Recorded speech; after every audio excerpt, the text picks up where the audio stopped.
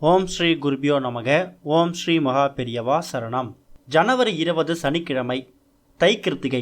அன்னைக்கு தினம் இந்த ஒரு வரியை 36 முறை வாய்விட்டு சொன்னால் போதும்.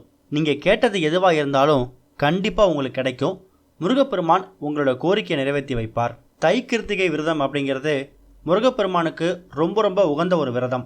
கேட்ட வரங்களையும் வாழ்க்கையில் இருக்கக்கூடிய தடைகளை நீக்கி முன்னேற்றத்தை தரக்கூடிய விரதம். இந்த நாளில் விரதம் இருந்து முருகனை வழிபட்டால் நம்ம நினச்ச காரியம் எதுவாக இருந்தாலும் அது கைகூடி வரும்.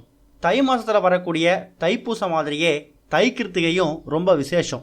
பொதுவாகவே முருகப்பெருமானை வழிபடுறதுக்கு கார்த்திகை விரதம் ஒரு முக்கியமான நாளாக கருதப்படுது. உதாரணத்துக்கு நீங்கள் ஒரு மாதமும் வரக்கூடிய கார்த்திகை அன்னைக்கு விரதம் இருந்து 6 கார்த்திகை விரதம் இருந்து நீங்கள் முருகப்பெருமான் கிட்ட கோரிக்கை வச்சிங்கன்னா அந்த கோரிக்கை கூடிய சீக்கிரம் நிறைவேற்றப்படும். தை மாதம் அப்படிங்கிறது தேவர்களும் முனிவர்களும் கடவுள்களை வணங்கி அவங்களுக்கு வேண்டிய வரங்களை பெறக்கூடிய ஒரு முக்கியமான மாதம். அந்த ஒரு மாதத்தில் முருகப்பெருமானை வணங்குறது இன்னும் சிறப்பு. என்னதான் ஒரு மாதமும் கார்த்திகை நட்சத்திரம் வந்தாலும் ஆடி மாதத்துலேயும் கார்த்திகை மாதத்துலேயும் தை மாதத்துலேயும் வரக்கூடிய கார்த்திகை ரொம்ப ரொம்ப விசேஷம். அன்னைக்கு தினம் நம்ம முருகப்பெருமான் கிட்ட சில கோரிக்கைகளை வச்சோன்னா அது கண்டிப்பாக நடக்காமல் இருக்கவே இருக்காது. உங்கள் வேண்டுதல் எதுவாக வேணால் இருக்கலாம்.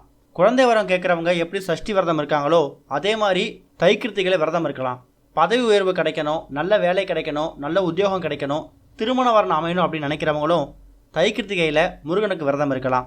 தை கிருத்திகை அன்னைக்கு காலையில் ஒரு 6 மணி அந்த ரேஞ்சில் விளக்கேற்றினாலும் சரி, இல்லை சாயங்காலம் 6 மணிக்கு மேலே வீட்டில் பூஜை விளக்கேற்றினாலும் சரி. இப்போ சொல்லக்கூடிய இந்த ஒரு வரியை 36 முறை வாய் விட்டு சொல்லி உங்கள் வேண்டுதலை சொல்லுங்கள்.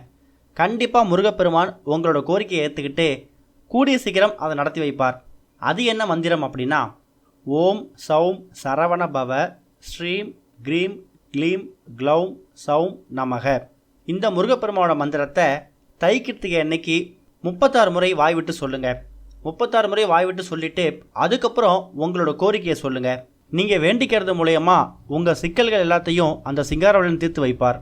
இதுதான் அதுதான் கோரிக்கை இல்லாமல் உங்கள் மனசில் உங்களுக்கு என்ன விதமான கோரிக்கைகள் இருக்கோ அது எல்லாத்தையும் இந்த மந்திரத்தை 36 முறை சொல்லிவிட்டு அதுக்கப்புறம் முருகப்பெருமான் கிட்ட மடிப்பிச்சையாக கேளுங்க.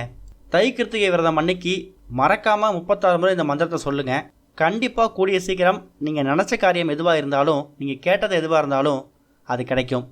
ஓம் ஸ்ரீ குருபியோ நமக. ஓம் ஸ்ரீ மகா பெரியவா சரணம்.